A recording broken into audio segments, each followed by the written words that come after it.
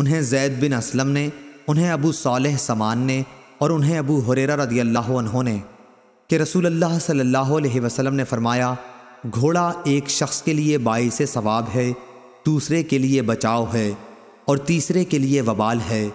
جس کے لیے گھوڑا اجر و ثواب ہے وہ شخص ہے جو اللہ کی راہ کے لیے اس کو پالے، وہ اسے کسی ہریالے میدان میں باندھے۔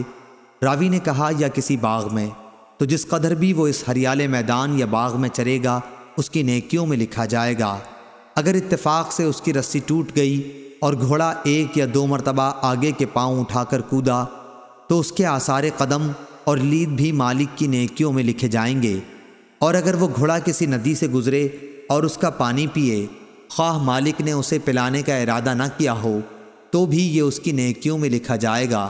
تو اس نیت سے پالا جانے والا گھوڑا انہی وجوہ سے باعث ثواب ہے۔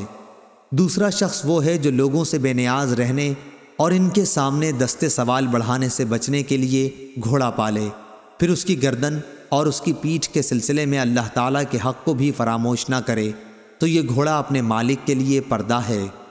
تیسرا شخص وہ ہے جو گھوڑے کو فخر، دکھاوے اور مسلمانوں کی دشمنی میں پالے، تو یہ گھوڑا اس کے لیے وبال ہے۔ رسول اللہ صلی اللہ علیہ وسلم سے گدھوں کے متعلق دریافت کیا گیا تو آپ نے فرمایا کہ مجھے اس کے متعلق کوئی حکم وحی سے معلوم نہیں ہوا سوا اس جامع آیت کے، جو شخص ذرہ برابر بھی نیکی کرے گا اس کا بدلہ پائے گا، اور جو ذرہ برابر برائی کرے گا اس کا بدلہ پائے گا۔ صحیح بخاری حدیث نمبر 2371۔